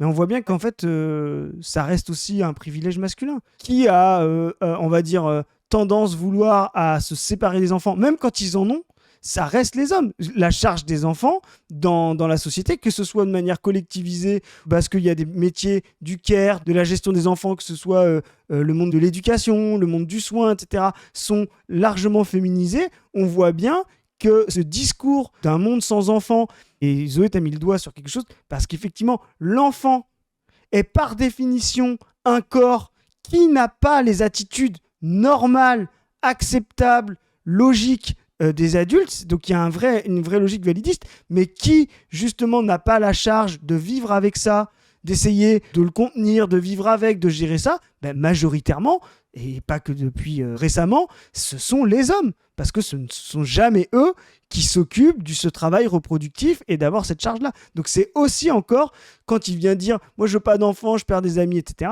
c'est encore une vision extrêmement masculino-centrée. Voilà. Moi, je voulais rebondir sur des trucs de conditions matérielles d'existence parce que les problèmes de différence d'âge, de violence sur gens plus jeunes, voire parfois sur mineurs dans le milieu gay, sont dus à l'homophobie. Dans le sens où, je vais prendre un exemple de ça, un exemple très concret, qui est un cas que j'ai dû gérer cette semaine dans le groupe dans lequel je suis, d'une meuf qui est venue nous voir pour nous dire « j'ai un souci ». Je discutais avec une meuf, ça se passait bien, on se parlait par internet, etc. Je me suis rendu compte qu'elle était mineure. Bon, j'ai dit bon, d'accord, bah du coup tu coupes le truc, tu arrêtes, etc. Enfin, discuter dans un contexte de flirt, tu vois. Ouais. Bon, du coup tu coupes le truc, tu arrêtes, et quel est le souci. Elle nous s'est posée, elle nous a expliqué, mais non, vous comprenez pas, elle nous a montré la conversation. En fait, c'est cette meuf mineure qui est une jeune meuf trans, qui est encore au placard, donc qui n'a pas fait de coming out ni rien, qui vit seule avec son père qui lui tape dessus, qui ne parle que à d'autres meufs trans sur internet, et du coup à des meufs trans qui sont plus âgées qu'elle. Et du coup, quand on essaie de lui dire, en fait, meuf, il faut pas que tu parles à des gens plus âgés que toi, c'est dangereux pour toi, elle répond, je n'ai pas le choix. Et qu'en fait, les conditions matérielles d'existence de ne pas pouvoir, en fait, elle ne peut pas aller dans un centre, elle ne peut pas aller dans une asso, on a tout essayé. Elle vit à la campagne, elle vit trop loin de tous, et son daron refuse de l'emmener. C'est la C'est un situation enfer. chez moi, c'est catastrophique. C'est Ouais. les jeunes queers en zone rurale qui n'ont pas de moyens de se déplacer, c'est une catastrophe. C'est Mais ça. vraiment. Hein. Elle est jeune, donc elle peut pas avoir le permis, elle fait la conduite accompagnée, elle espère se casser le plus vite possible, mais elle me dit en attendant, j'ai besoin d'avoir une vie sociale, j'ai besoin d'avoir une vie sentimentale. De toute façon, dire à un ado d'arrêter d'avoir une vie sentimentale, ça marche pas. Il y a des générations de parents qui ont essayé, ça marche jamais. Faut pas dire ça à une Moi, ado. j'ai envie de dire que c'est à l'adulte de se gérer, pas à elle, tu vois. Elle est Bien fin. sûr, mais nous, ce qu'on essaie de lui dire, c'est meuf, tu peux pas envoyer des DM comme ça à des meufs que tu crois sur internet qui sont plus âgées que toi, c'est pas bon pour toi. Et on lui disait, mais en fait, ce qui va t'arriver, tu vas te faire groomer. tu vas te faire groomer et si on te le dit, c'est parce qu'on est passé par là et qu'on sait ce que c'est. Elle m'a répondu, ouais, mais si je le fais pas, je me bute. Et on lui dit, bah ouais, mais le fais pas. Elle m'a dit, je préfère être groomée que morte. On lui dit, mais je comprends. Bah oui. Et du coup, comment on fait? Et en fait, du coup, ces relations qui sont aussi toxiques sont créées par les conditions d'homophobie actuelles. Et c'est ça que les gens ils comprennent pas. Mhm. C'est que en fait, ce qui dénonce, les dérives qu'ils voient, qui dénoncent, sont créés par les effets que va avoir leur dénonciation. Bah oui. Tu vois, c'est Ouais. exactement les jeunes garçons dont je te parlais. Ou Ouais. quand je discute avec eux et je dis, mais en fait, tu vois, ce mec, il a le double de ton âge. Il te dit qu'il va t'apprendre, mais en fait, il a des relations non protégées avec toi. T'as 15 ans, tu vois. Enfin, il te met en danger, en fait, quand il fait ça. Et normalement, c'est à lui de ne pas faire ça, tu vois. Enfin, Ah, mais on n'a pas la le main gamin là-dessus. dit. Bah oui. Et en fait, le gamin répond, bah, le jour où on est dans une société où je me retrouve pas à commencer ma vie sentimentale comme ça, je pense que ça sera gérable. Et tu vois, c'est pour ça que là, il faut vraiment comprendre que là, ça se joue à un niveau politique et collectif Évidemment. et pas à un niveau individuel de espérer que dans un contexte d'homophobie, de transphobie, de zinzin, les jeunes queers vont pas se retrouver dans des situations dangereuses pour eux, que ce soit sur le plan amical, sentimental, professionnel, de logement, etc., etc., quoi. Et ça, pour le coup, c'est l'affaire de tout le monde, c'est pas que l'affaire des milieux queer. Et tu vois, là, notre discussion, elle va toucher à sa fin et je trouve que ça a été, on a dit beaucoup de trucs intéressants. Je te laisserai rajouter sur des sujets qu'on n'a pas abordés si tu as envie. Ouais. Mais tu vois, moi, ce que j'ai envie de dire aussi avec cette question-là, c'est que, tu sais, sur notre truc sur la gannerie, il y a eu un peu un truc de concernisme. Genre, vous êtes des hétéros et donc, c'est pas à vous de parler du rapport à la famille, etc., quand c'est dit par un homme gay. Et en fait, moi, ce que j'ai envie de dire là-dessus, c'est je suis désolée, moi, je suis militante progressiste. Je suis en sororité avec mes sœurs trans, je suis en fraternité avec mes camarades, quels qu'ils soient, mes camarades LGBT et tout, avec toutes les personnes. En tant qu'adulte, dans une société, j'estime que je suis responsable de tous les enfants de ma société, y compris les jeunes ados queer, etc. En fait, ce que je veux dire, c'est que ces questions-là ne sont pas des questions qui sont propres au milieu queer, et c'est des questions qui nous concernent tous. Et le concernisme a vraiment cette limite dans ce truc-là qui est que si on veut vraiment penser un projet politique, tu vois, où on pense le nous, tu vois, enfin, moi j'ai envie de penser le nous, Mm. en fait. J'ai Mm. j'ai pas envie de penser un truc où, tu sais, une espèce de société à l'américaine où tu fais un petit amas de plein de Non, moi non plus. minorités. Je comprends pourquoi ce que tu nous racontes et tout, des squats, de faire de la réduction des risques et machin. Et enfin, on avait invité l'OST qui nous parlait d'autosupport, de comment bah, tu peux te fournir en hormones pour transitionner hors cadre habituel parce que le système médical est ultra violent et tout. Donc en fait, tu es obligé d'être dans des trucs un peu annexes parce que t'as pas le choix, parce que la société est trop transphobe, trop homophobe pour ça. Mais justement, nous, militants progressistes, notre objectif, c'est de penser à nous. Et ça, j'ai envie de dire, c'est à nous aussi, militants non queer. Tu vois, c'est pas à des milieux militants queer qui sont constitués comme ça pour des raisons de survie, tu vois. C'est pas à eux d'aller se rendre respectables et de machin et de trucs, c'est à nous, tous les autres militants progressistes, de penser un projet politique qui comprend tout le monde et qui comprend les luttes queer également. Et donc, voilà, le concernisme a vraiment une grosse limite, je trouve, là-dedans, parce qu'on ne peut pas penser à nous tant qu'on est fermé sur ce truc-là. Et il n'empêche que, forcément, moi, je parle de ma position de meuf cis, blanche, hétéro.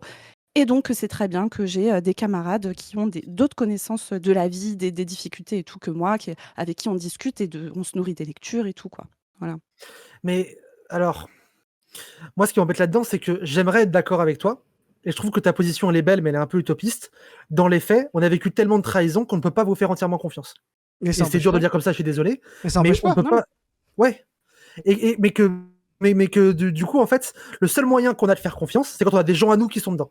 Moi, j'ai confiance en l'OST parce que je sais que c'est des gens qui défendront mes intérêts parce que c'est avant tout les leurs. Et du coup, bah, j'ai moins confiance en vous. Bah, c'est bizarre à dire comme ça fait un peu bizarre, mais c'est vrai. J'ai moins confiance en vous pour défendre mes intérêts dans un truc qui va être technique ou difficile parce que mes intérêts et les vôtres sur certaines questions sont pas les mêmes.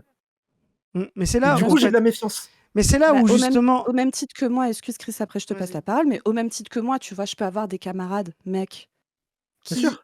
se sont renseignés sur les questions de sexisme, de misogynie, de féminisme, etc. Avec qui je suis camarade et tout, et je suis hyper contente. Enfin, c'est des discours dans mes milieux militants que j'entendais pas, même quand j'ai commencé à militer il y a 15 ans. Tu vois, moi, je vois aussi la progression, le travail militant, comment ça a progressé et tout. Il n'empêche qu'une orga où il y a que des mecs, a priori, tu vois, Bah oui. j'ai un doute, quoi. J'ai un gros doute. Et moi, mes camarades mecs, j'aurais toujours un truc de me dire, je sais que même si je les aime beaucoup et tout ça, je sais qu'à un moment, il peut y avoir un truc qui est de l'ordre de leur angle mort de mec ou de la misogynie et tout, bah, parce qu'ils ont grandi dans cette société et tout ça. Et l'un n'empêche pas l'autre, tu vois. Enfin, en tout cas, dans Mm. mon... Mais Et juste, effectivement, ce que tu dis, c'est très important, c'est qu'en fait, il faut penser aussi l'intégration, c'est-à-dire des collectifs militants où t'as pas que des cis ou que des machins ou que des trucs, enfin, et de faire du nous, quoi, de faire du nous aussi dans les organes. en fait, c'est justement cette double besogne qu'il faut faire quand on. Et cette double tâche, c'est-à-dire quand on est dans des espaces minoritaires ou défensifs ou oppressés, comme tu le décris, Écharpe, on peut pas faire confiance absolument, comme tu l'as dit, c'est logique pour défendre ses intérêts. Et d'ailleurs, moi, je vais même aller plus loin. Moi, je sais pas ce que c'est défendre tes intérêts à toi en tant que femme trans, tu vois ce que je veux dire, queer. Je suis pas là pour défendre tes intérêts. Je pense que vous le ferez toujours mieux que nous. Mais ce nous, il n'est pas là pour défendre les intérêts, justement. C'est là où on voit des gens qui sont pro-femmes ou qui essayent de s'inventer des trucs, etc. Parce qu'ils essayent de défendre les intérêts à la place des gens les mieux placés, c'est-à-dire à la place des gens qui ont un vécu empirique. Quand on parle de nous, universel, c'est un nous qui est un dépassement. C'est-à-dire un dépassement de ces intérêts séparés entre toi et moi. C'est comment on construit, tout en gardant justement, en faisant en sorte justement de ne pas faire en sorte que certains reculent pendant que d'autres avancent, comment on construit une société où cette séparation n'existe plus. Et ça, c'est l'histoire du progrès social et humain, c'est toujours de construire un nous qui est un projet, une projection, même s'il y a il y a une activité déjà là de ce nous-là, mais qui en même temps contient des éléments hétérogènes à l'intérieur. Et bien ça, c'est ça l'histoire du progressisme, c'est que c'est aujourd'hui effectivement, on avance ensemble, mais comme disait Lénine, la confiance n'exclut pas le contrôle, tu vois ce que je veux dire. Il a réussi à citer Lénine, ce fou. Voilà, tu vois. Mais le fou du livre rouge, au secours. Tu vois, mais je veux dire, tu vois que je veux dire, de rappeler que non, les profèmes, les machins, non, les gens concernés sont les mieux placés pour connaître et défendre leurs intérêts. Maintenant, ce qu'il faut arriver à faire, c'est que demain, il n'y ait plus ces intérêts à défendre. Et moi, je vais prendre la place du prolétariat. Le prolétariat n'est pas simplement là pour défendre ses intérêts. Le communisme, c'est pas la société des intérêts du prolétariat. Le communisme, c'est la société où le prolétariat s'auto-abolit car il n'y a plus de classe. Et bien, demain, je pense qu'il faut penser les structures de domination coercitive. Ce nous-là, c'est un nous déjà là où le genre, la race, etc., n'existe plus en tant que structure de domination. Et donc, ça peut paraître effectivement très utopique. Comme autrement, parce que moi, mon genre, je suis battu pour l'avoir, je le garde, tu vas pas me l'enlever. Hein. Ce que je veux dire, c'est en tout cas, il ne sera plus un espace de lutte, tu vois, il sera un espace d'émancipation. Et aujourd'hui, il est encore un espace de lutte, quoi. Et le sujet de la lutte et le sujet de l'émancipation, c'est pas toujours le même. C'est ça qui est fondamental. C'est ce nous-là, il existe aujourd'hui, mais c'est pas un nous qui justement demande à quelqu'un de reculer et à quelqu'un d'avancer. C'est pas quelqu'un ou à quelqu'un de s'intégrer et à quelqu'un de normaliser. C'est on s'abolit tous les deux dans quelque chose de plus grand. Bah ouais, et tu disais comment on fait ça, comment on construit ça, bah il y a pas de secret, c'est du travail. Et c'est pour ça, moi là je viens, je fais la token. Mais après derrière il y a du travail, il y a des choses à construire.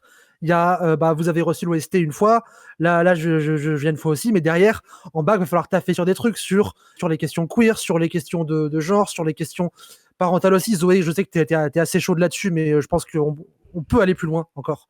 Je pense qu'on peut encore aller plus loin par rapport à ce que tu dis sur la chaîne. Vu nos discussions en bac, c'est pas l'envie qui te manque.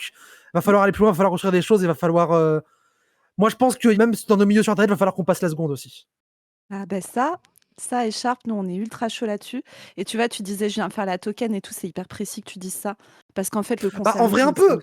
Mais en oui. vrai, un peu. Bah oui, c'est un peu cette histoire de concernisme aussi. Et donc, il faut trouver cette espèce de... Tu vois, cette espèce de truc... moi, c'est pareil, hein, tu vois, qu'on me considère un peu comme une token meuf de la pas du team et tout ça. Et en fait... ouais, bien sûr. Moi, comment dire, d'un côté, je suis obligée de le prendre parce que l'état de la société est comme ça et tout. D'un autre côté, moi, quand je vais dans un collectif militant, tu vois, le mien dans mon asso, par exemple, c'est un critère pour moi de ne pas être considérée comme la meuf du groupe. Tu vois ce que je veux dire? Alors après, c'est voilà. Mais c'est vraie question, tu vois, ce truc de token et de concernisme, en fait, ça fait faire...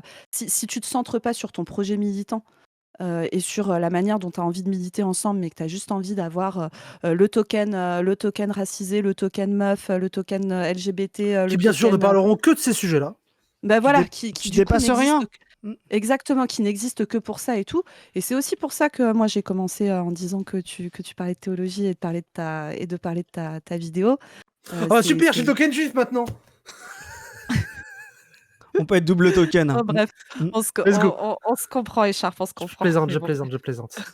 Mais tu vois, ce que je veux dire, c'est de dire aussi que le moment où on aura vraiment réussi à grandir sur le plan militant dans notre camp à gauche, c'est le moment où on arrivera aussi à réussir à articuler ces deux trucs, c'est-à-dire, oui, l'expérience sensible, il y a certains qui la font et d'autres pas. Maintenant, il va falloir qu'on construise des projets politiques et qu'on arrive à aller à des trucs un petit peu plus profonds, intéressants, de relations humaines et de camaraderie et de militantisme que Mhm. un truc un peu bas de gamme. On invite une meuf pour parler de féminisme, on invite une trans pour parler de Oui, queer, parce que etc. sur Twitch, on est très fort pour faire du réseautage. Dès qu'il s'agit de faire autre chose, tout le monde disparaît, hein. Exactement. Et Ouais, donc là, il va falloir. Alors, je vous rappelle, les copains, que quand on parle de passer la seconde le 10 septembre, hein, il se prépare des trucs C'est quand même. vrai, c'est vrai. Et donc, il va peut-être falloir qu'on commence à réfléchir sérieusement à ce qu'on va faire pour dégager les mecs qui sont au pouvoir. Parce que là, pour le coup, token, pas token, je pense qu'on est tous d'accord ici. Dégager dans le Euh, respect des Tu vois, institutions, des procédures et des Twitch gauchistes, bien sûr. Ouais, Bento qui dit un peu plus d'action militante et moins de concernisme. Eh ben, je suis bien d'accord avec toi. Je pense que c'est là qu'il va falloir aller. Il y a Louise, l'insurgée, qui dit chargez. Elle a carrément raison. Est-ce que Allez! vous avez envie de rajouter un petit mot de la fin? Et puis on va dire non, au moi revoir. je rajoute un truc sur l'idée du nous, parce que le nous n'est pas un pari, c'est un existant. Et justement, il existe dans la lutte. Il existe dans la lutte quand on se bat pour un projet, on oublie justement les catégories existantes. À un moment, des fois tu sais, c'est fugace, etc. Parce que on est orienté vers un projet commun, etc. Et quand on a parlé tout à l'heure des femmes, du genre, de la race, ça a aussi été une conquête de l'humanité. Je pense par exemple dans l'universalisme, mais d'abord des hommes, d'avoir été d'abord des individus abstraits. Ce luxe d'être un individu abstrait, c'est-à-dire universel, sans choix. On s'est rendu compte que c'était un privilège masculin, voilà, de ne pas être ramené à son sexe, de ne pas être ramené à sa blanchité, de ne pas être ramené à sa classe, etc. Et ben, le combat pour l'humanité, le combat pour l'émancipation, c'est justement ce combat pour l'individualité sans justement assignation au genre, à la race, et que ce ne soit pas simplement un privilège de blancs, bourgeois, hétérosexuels. Et ce combat-là, ce nous-là qui permet ça, eh ben, c'est des moments où on arrête, on sort du concret, de l'empirique, du réel, et on construit du possible, et il n'y a que les moments révolutionnaires et collectifs où on est plus orienté vers le possible que vers le réel. Voilà. Moi, je finirais juste en disant que j'avais noté 12 points et qu'on en a abordé 1. Eh ben, il nous reste 11 émissions alors. Il va C'est falloir que tu super. reviennes et je t'auras pas le temps. Ah, Voilà. terrible, T'es terrible. condamné à devoir revenir. T'es chez toi. Tant que je peux rester en slip chez moi, ça va. T'as pas de chance. T'es chez toi. T'es chez toi ici, tu le sais bien. Let's go. Bon, écoutez, les amis, sur ce, voilà, on a pu rediscuter un petit peu de la gannerie. Alors, on vous a teasé plusieurs fois, mais je vous jure, les fans de la gannerie, vous n'en avez pas fini avec nous parce qu'on va continuer. Hein, parce que, bon, les récupérations un peu pourraves qu'il est du corps et. Ah ouais, sur la justice et l'anticarcéralisme, on va y aller, hein, les copains. Hein, et je pense qu'il y a un paquet de gens qui comprendront pas, mais il y a un paquet de gens qui s'intéressent à ces sujets qui n'en peuvent plus en fait de la récupération de la gannerie. Ouais, version même qui travaillent sur le terrain tous les jours pour certains. Exactement. Donc voilà. Sur ce, écoutez, il me reste à vous suggérer d'aller voir la dernière vidéo qui est sortie sur la chaîne YouTube d'Écharpe, qu'on vous mettra en description. Vous pouvez aussi aller lire les chroniques de l'exploitation et participer aux chroniques de l'exploitation sur Position Revue. Et je vous tease. Participer, oui. Il se peut qu'à un moment, Écharpe ait écrit une chronique. On ne sait pas. Voilà, c'est surprise. C'est surprise. Excellente vidéo d'Écharpe, dit le chat, et vraiment, oui, la vidéo est un banger, allez la voir. Vous pouvez vous abonner ici si vous le souhaitez. Vous pouvez aller nous suivre sur Insta, sur Twitter, sur Blue Sky. Pas moi, parce que j'y vais pas, mais sinon, les autres y vont un petit peu. Vous pouvez, si vous voulez soutenir l'assaut, nous soutenir sur le Tipeee qui est en description. Et sur ce, on vous dit à plus tout le monde. Salut. Salut.